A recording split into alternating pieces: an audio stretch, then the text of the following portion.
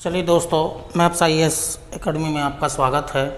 Europe महाद्वीप का जो पॉलिटिकल क्षेत्र है, पॉलिटिकल क्षेत्र में जो फर्स्ट वीडियो आपको दिया गया था वो यूके के बारे में दिया गया था। जो नेक्स्ट जो कंट्री है वो फ्रांस देश चूँकि आज ले रहे हैं, तो ये चूँकि जो डायग्राम आपको दिखाया गया ये फ्रांस देश का है, यानी कि फ्रांस है। ये फ्रांस का डायग्राम आपको दिया गया है और फ्रांस का जो डायग्राम दिया गया है उसमें फर्स्ट राउंड में आपको फर्स्ट वीडियो में आपको जो यहाँ के जो प्राकृतिक दृश्य हैं, यानी कि जो फिजिकल पोर्शन है उसके बारे में फर्स्ट वीडियो में आपको जानकारी दे रहे हैं। तो देखिएगा, पहले फ्रांस की लोकेशन देख लीजिएगा। चूँकि डायग्राम आपको बना दिया गया है, इसकी जो आकृति है जो चूँकि हेक्सागोन जैसी इसकी आकृति है, तो एक देश ऐसा है जिसको एक विशेष नाम दिया जाता है। इस फ्रांस देश को एक हेक्सागोन के नाम से भी जाना जाता है। हेक्सागोन चूँकि इसका जो आकार है वो इस प्रकार का है कि जैसे इसको नाम दिया जाता है हेक्सागोन।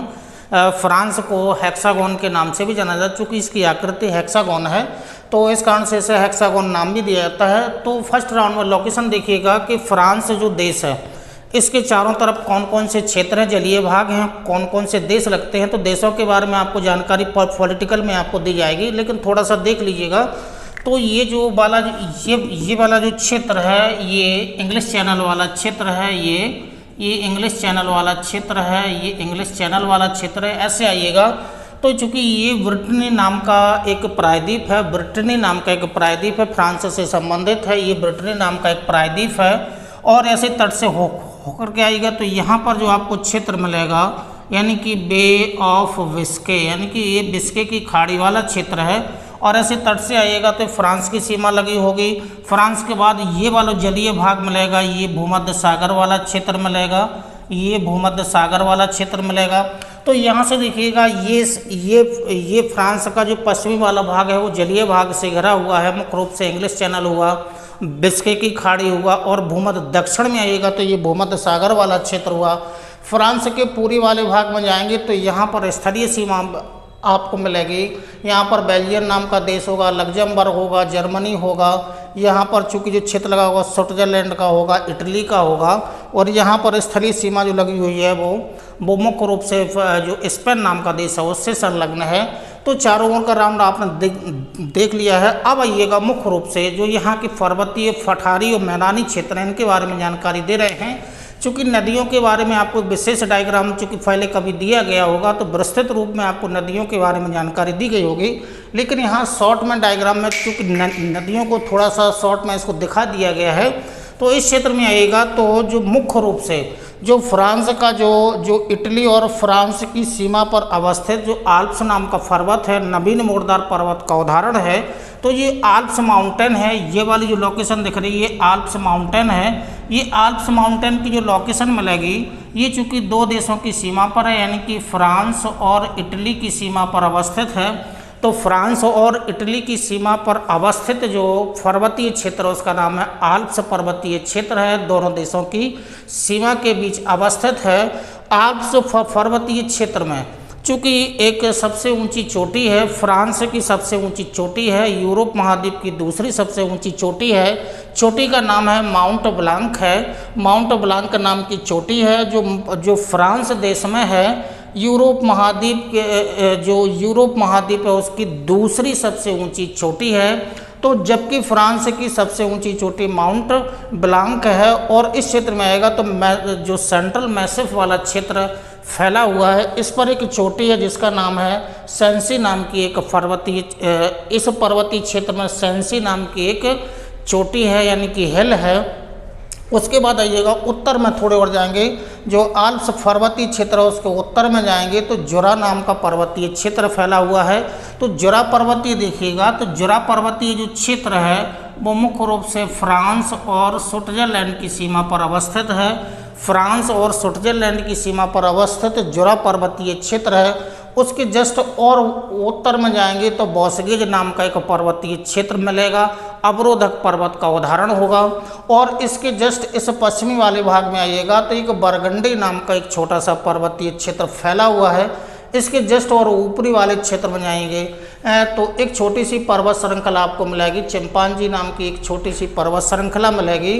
तो ये वाला जो क्षेत्र देखिएगा, तो जो ये वाला जो क्षेत्र है सार क्षेत्र है, फ्रांस का प्रमुख क्षेत्र है, कोयला उत्पादक क्षेत्र है। जो सार क्षेत्र है पूरे विश्व में कोयला उत्पादन के लिए महत्वपूर्ण है, क्योंकि इसका विस्तार बेल्जियम में भी है, थोड़ा सा लग्जमबर्ग में भी है, जर्मनी में भी है और मुख्य रूप से फ्रांस देश में अवस्थित है। सार क्षेत्र है, सार क्षेत्र कोयला उत्पादन के लिए महत्वपूर्ण है। जबकि इस क्षेत्र सार क्षेत्र के दक्षिण में आइएगा तो इस क्षेत्र में एक लारेन नाम का एक क्षेत्र है, और जो लारेन क्षेत्र है इस क्षेत्र में लौह अयस्क की प्राप्ति होती है, यानी कि लौह अयस्क का उत्पादन होता है। तो इसी क्षेत्र में ये वाला जो फ्रांस का ये वाला जो क्षेत्र है, इस क्षेत्र में कोयला उत्पादन और लौह अयस्क की प्राप्ति के कारण ही इस क्षेत्र में लौह इस्पात कारखाने, भारी इंजीनियरिंग उद्योग लगाए गए हैं। वो अभी आपको पॉलिटिकल में आगे दिया जाएगा। मैट्स नाम का शहर है, नैन्सी नाम का शहर है, रीम्स शहर है, यहाँ पर भारी इंजीनियरिंग उद्योग और लौह इस्पात कारखाने लगाए गए हैं। चूँकि कच्चे माल की प्राप्ति यहाँ से सार क्षेत्र से कोयला होता है और जो लारेन क्षेत्र है यहाँ से लौह अयस्क की प्राप्ति होती है। तो सर्वाधिक भारी इंजीनियरिंग उद्योग का विकास फ्रांस के इस क्षेत्र में हुआ है। अब आइएगा इस क्षेत्र में आइएगा तो इस क्षेत्र में आएंगे तो एक नॉर्मंडी नाम की एक छोटी सी पर्वत श्रृंखला फैली है। इसके जस्ट उत्तर में जाएंगे तो पिकॉर्डी नाम का एक छोटा सा यानी कि पठारी क्षेत्र है पिकॉर्डी नाम का। तो जो नॉर्मंडी नाम की पर्वत श्रृंखला है छोटी सी, उसके जस्ट उत्तर में पिकॉर्डी नाम का एक पर्वतीय क्षेत्र है। अब इसके पश्चिम में आएगा तो ये जो ब्रिटनी नाम का प्रायद्वीप है, ब्रिटनी नाम की एक छोटी सी पर्वत श्रृंखला ब्रिटनी प्रायद्वीप पर ही अवस्थित है। तो यहाँ के ये प्रमुख पर्वतीय और पठारी क्षेत्र हैं, प्रमुख क्षेत्र आपको मिले हैं। अब नदियों के बारे में आएगा, सीन है, लायर है, गैरोनी है, रॉन है और एक छोटी सी नदी और यहाँ पर बहती है। तो जो छोटी सी नदी है वो म्यूस नाम की नदी है, यहाँ से ऐसे बहती है। ये म्यूस नाम की एक नदी है, म्यूस छोटी सी नदी है। चूँकि फ्रांस से इसका उद्गम होता है, बेल्जियम देश में बहती हुई और उत्तर सागर में जाके ये गिर जाती है। अब आइएगा तो ये फ्लैंडर्स शब्द एक लिखा हुआ है, फ्लैंडर्स।